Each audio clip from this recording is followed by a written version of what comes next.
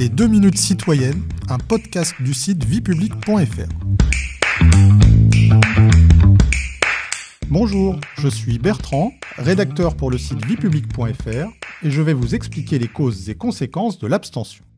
Considéré comme l'un des symptômes les plus emblématiques de l'affaiblissement du système institutionnel et politique, l'abstention remet en cause l'efficacité du vote comme outil d'expression citoyenne. Commençons par définir ce qu'est l'abstention.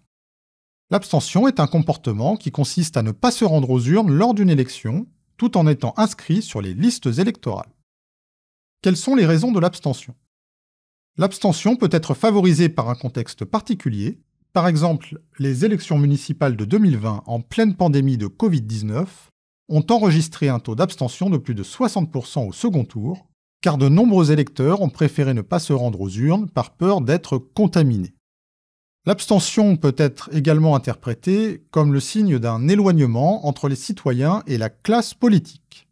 Elle peut être ainsi motivée par l'absence de visibilité sur les enjeux de l'élection, ou bien être une manière d'exprimer son mécontentement, ou être le signe d'un certain désenchantement à l'égard du système politique.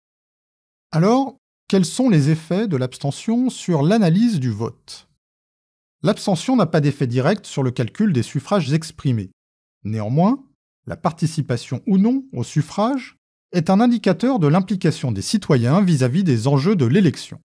Par exemple, lors du second tour des élections législatives de 2022, le taux d'abstention a atteint plus de 53% et dans 61 circonscriptions, l'élection a été emportée avec un nombre de voix inférieur à 20% des inscrits. L'abstention varie-t-elle selon les types de scrutin ? La réponse est oui. Le niveau de l'abstention est variable selon le type de scrutin. Aux élections municipales, l'abstention reste relativement contenue en raison de l'importance que les citoyens accordent à la politique locale et à l'élection de leur maire. À l'exception des élections de 2020, le taux d'abstention aux élections municipales se maintient ainsi autour de 30% depuis les années 90. L'élection présidentielle échappe aussi à la désaffection. L'abstention pour l'élection du président de la République est de l'ordre de 20% en moyenne, ce qui reste nettement inférieur aux autres scrutins.